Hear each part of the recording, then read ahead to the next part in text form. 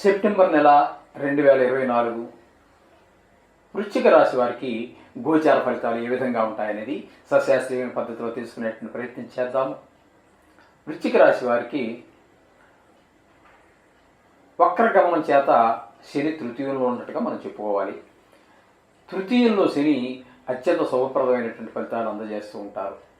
ఇక 5లో రాహు సంచారం జరుగుతున్నది, సప్తమంలో గురు సంచారం జరుగుతూ ఉన్నది, అష్టమంలో కుజుని యొక్క సంచారం జరుగుతూ ఉన్నది. అలాగే భాగ్యంలో బుధుని యొక్క సంచారం జరుగుతూ ఉన్నది. భాగ్యంలోను దశమంలోనూ కూడా జరుగుతూ ఉన్నది. 2 రాశుల్లో సంచారం, బుధుని యొక్క సంచారం. అలాగే రవి యొక్క సంచారం కూడా ఇక్కడ మనకి సింహంలోను తదుపరి అంటే ఏకాదశ స్థానంలో రవి యొక్క సంచారం జరుగుతూ ఉన్నది. ఇకపోతే ఏకాదశ స్థానంలో కేతువు శుక్రుల యొక్క సంచారం జరుగుతున్నది. అలాగే ఆయన యొక్క దశమంలో కూడా శుక్రుని యొక్క సంచారం కొద్ది రోజులు జరుగుతున్నది. ఈ విధంగా గోచార ఫలితాలు ఈ వృశ్చిక రాశి వారికి ఉన్నాయి. అయితే ఇక్కడ వీరి వల్ల కలిగే ఫలితాలు ఏ విధంగా ఉంటాయి అని చెప్పుకోవాల్సి వస్తే, తృతీయంలో శని యొక్క సంచారం జరుగుతోంది. అంటే మనం యాక్చువల్గా నిజానికి వృశ్చిక నుంచి చతుర్థంలోనే ఆయన ఉన్నారు కుంభంలో. కానీ మనం వక్రగతి చేత మనం మకరం నుంచి మకరంగా చెప్పుకుంటున్నాం కాబట్టి ఇక్కడ 3వ రాశిలో సంచారం, శని యొక్క సంచారం ఏ విధమైన ఫలితాలు ఇస్తుంది అని కనుక మనం చూసినట్టయితే, స్త్రీ భోగం చ మనసౌఖ్యం బుద్ధి యత్నాది సిద్ధికృతు స్వస్థాన ప్రాప్తిన్ ఆరోగ్యం రవిపుత్రే తృతీయగతే. అంటే తృతీయంలో అంటే 3వ స్థానంలో కనుక రవిపుత్రుడు అంటే సూర్యుని యొక్క కుమారుడు అండి, శనీశ్వరుడు. ఈ శనీశ్వరుడు కనుక తృతీయంలో ఉన్నట్టయితే ఈ విధమైన ఫలితాలన్నీ ఇస్తాడు. ఏంటంటే స్త్రీ సౌఖ్యం, సంతోషం, బుద్ధిబలం, యత్నాది సిద్ధికృతు అవన్నీ కూడా మీరు ఏ పనినన్నా ప్రారంభించినట్టయితే ప్రయత్న కార్యాలందు జయం సిద్ధించటము, స్వస్థాన ప్రాప్తి. అంటే మీరు చాలా కాలమైంది మీ ఊరు వెళ్ళి, లేకపోతే ఇంకా ఆస్తులు పాస్తులు చుట్టాలు బంధువులు అన్నీ ఉన్నారు. ఈ కాలంలో మీరు స్వగ్రామానికి వెళ్ళి మన బంధుమిత్రుల్ని, మన పుట్టిన జన్మభూమి అయినటువంటి ఆ ఊరిని ఒకసారి దర్శించేటువంటి అవకాశం కూడా కలుగుతూ ఉంటుంది.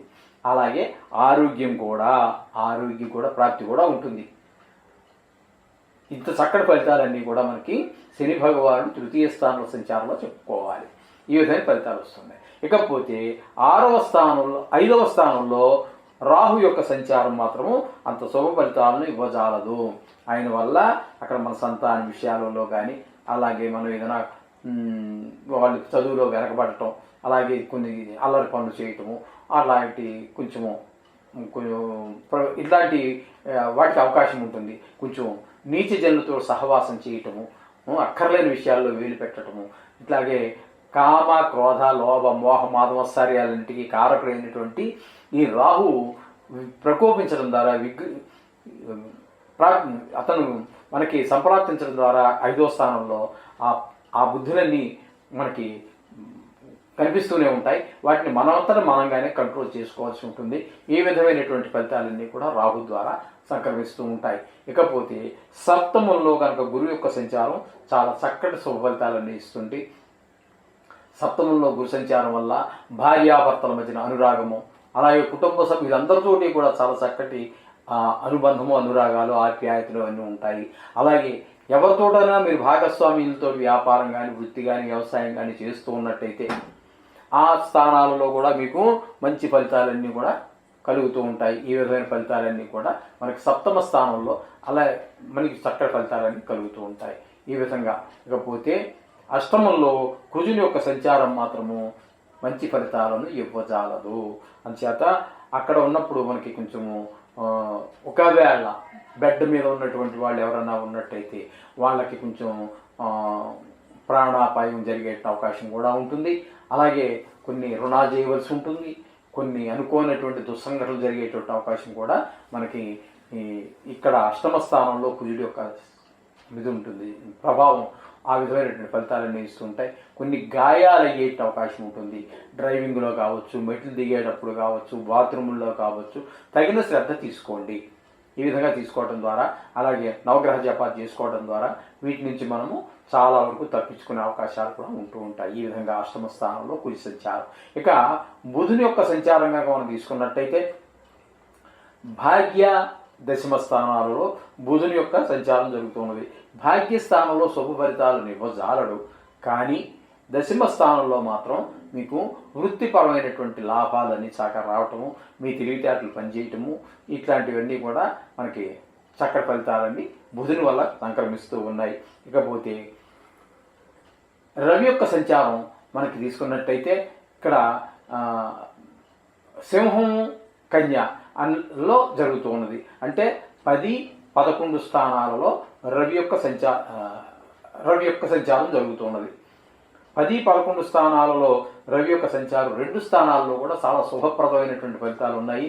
అంటే ఆరోగ్యరీత్యా కావచ్చు, అలాగే వ్యాపార రీత్యా కావచ్చు, ఉద్యోగంలో కావచ్చు, అలాగే అన్నింటిలో కూడా లాభాలు. మన ఒకవేళ లాభస్థానం కాబట్టి 11వ స్థానం, అక్కడ ఫలితాలన్నీ కూడా 10వ స్థానంలో ఉన్నటువంటి శుభప్రదమైనటువంటి ఫలితాలు, 11వ స్థానంలో ఉన్నటువంటి శుభ ఫలితాలు కూడా మొత్తం ఈ నెలంతా కూడా రవి మీకు ప్రసాదిస్తున్నాడు. మంచి ఆరోగ్యంతో సహా మీరే కాకుండా మీ ఇంట్లో కుటుంబ సభ్యులు కూడా ఆరోగ్యాన్ని ప్రసాదిస్తూ ఉంటాడు ఈ నెల రోజులు.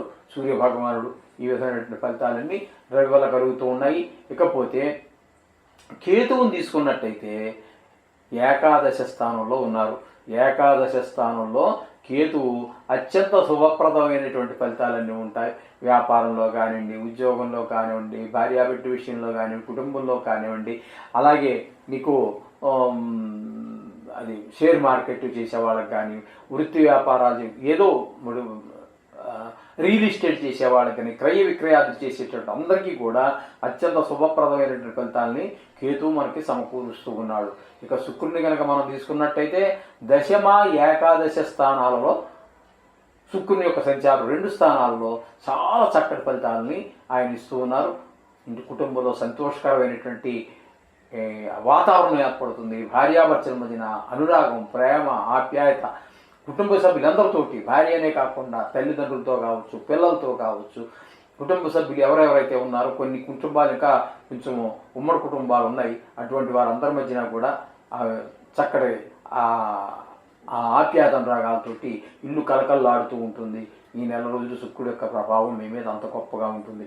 ఈ విధమైనటువంటి ఫలితాలన్నీ కూడా మనకి ఈ వృశ్చిక రాశి వారికి మనకి చక్కటి ఫలితాలన్నీ అందజేస్తూ ఉన్నారు నవగ్రహాలను.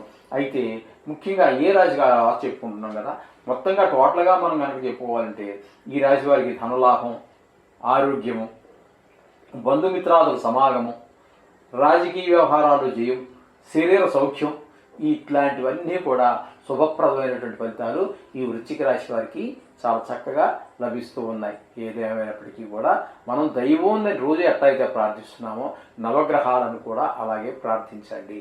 మీకు తప్పకుండా మరింత చేయగలుగుతుంది, అందులో సందేహం లేదు. అదంతా మీ అనుభవంలోకే వస్తుంది. అర్థమైందని మీరే గమనించగలుగుతారు.